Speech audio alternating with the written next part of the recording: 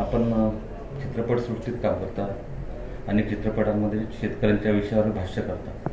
आपण विदर्भातल्या सर्व सध्याच्या शेतीच्या प्रश्नाकडे, शेतकऱ्यांकडे जे त्यांच्या समोरच्या ज्या समस्या त्याच्याकडे कसं पाहता?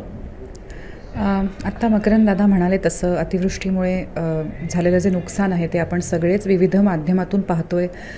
बातम्यांमधून, सोशल मीडियावर तुम्ही बातम्या पाहत असाल तर तिथेही सुद्धा ह्याचं रिपोर्टिंग सुरू आहे. त्यामुळे काय परिस्थिती आहे, जिथे खूप पावसामुळे नुकसान झालं आहे तिथे काय सध्या चालू आहे हे आपल्या सगळ्यांनाच माहिती आहे.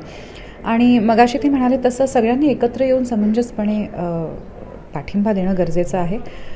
मराठी सृष्टीतल्या अनेक कलाकारांनी नेहमीच अशा कारणांसाठी आपला पाठिंबा दिला आहे.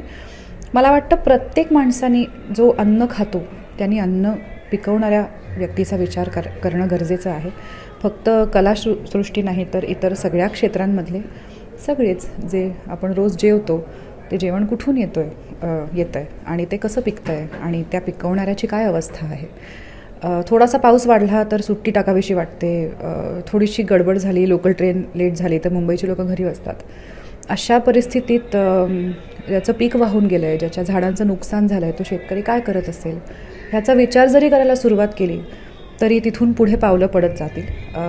तर सगळ्यांनीच एकत्र येऊन हा विचार केला पाहिजे अशा मताची मी. आता isakal.com आहे देशातील नंबर 1 ची मराठी न्यूज वेबसाईट.